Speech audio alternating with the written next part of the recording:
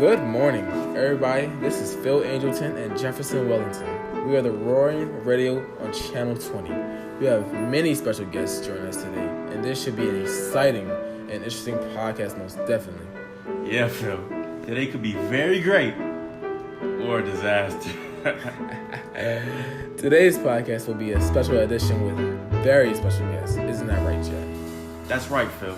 Today is not a live podcast like we usually do, but we have edited everyone's responses and compiled them to what you guys want to hear. Also, we don't want y'all to be bored with our voices. Ooh. Okay, Jefferson. Maybe let's find out. First, we have a very special guest, the very own Nick Carraway.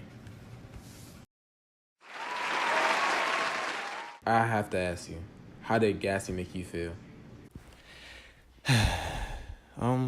Well, he seemed to make me feel special and important to his life at times. He smiled understandingly, much more than understandingly. It was one of those rare smiles with the quality of eternal reassurance in it that you may come across 4 or 5 times in life. It faced, or seemed to face, the whole external world for an instant, and then concentrated on you with an irresistible prejudice in your favor.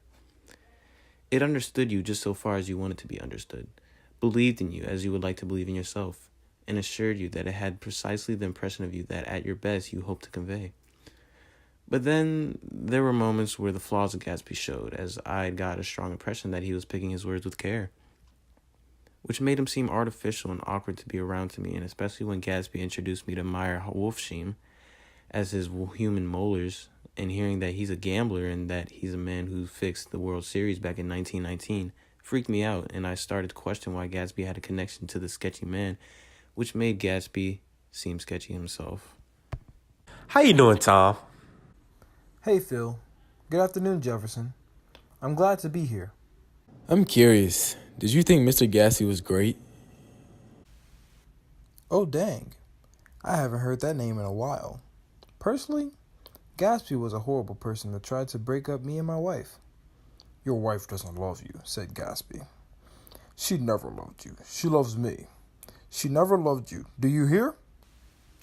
Gatsby tried to convince me that my Daisy used me by saying, she only married you because I was poor, and she was tired of waiting for me.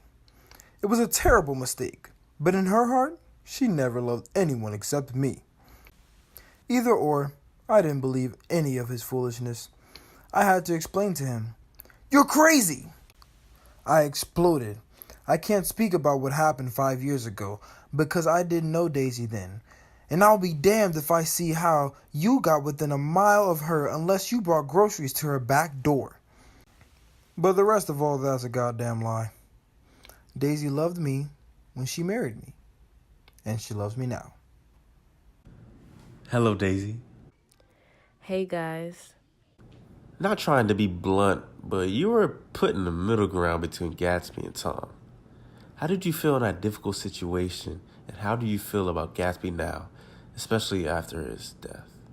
I felt like I had no control or say over the situation, especially when the whole group went downtown for drinks. I urged out the words, "Please don't," as I interrupted helplessly and pledged that we would all go home. But Gatsby and Tom's emotions got the best of them and took over the situation, leaving me helpless.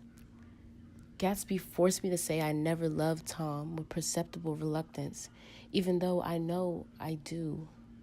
I was just used as something to show off, someone to win over because of the grief of 2 ignorant men. I remember the times before the war in 1917 with Gatsby, and I truly did love him. We were so engrossed in each other, and I was packing my bags one winter night to go to New York and say goodbye to Gatsby, but my mom stopped me. As time passed and life without Gatsby continued, I began to lose the emotion towards him. I moved on and met the man of my dreams and was able to have a beautiful baby daughter with him. Gatsby and I cannot be together because of that, and it's hard because I never was able to tell him. I will always care about him as he leaves this corrupt and cruel world in the afterlife.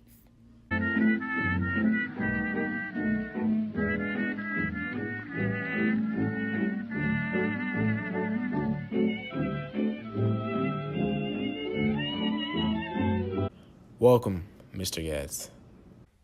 Hey, Phil. Let's get right into this. How did you feel about your son, Jay? Forget he was called that name around these parts. I can't express how proud a father I am to see how far a man he has become, as well as how wealthy he is. I can look back when I first saw his house. I opened the door and came out, my mouth ajar, my face flushed slightly, my eyes leaking isolated, unpunctual tears. I was in tears, real tears. I never saw how hard my son worked in years until then. I truly believed he had a big future before him, you know? He was only a young man, but he had a lot of brain power here.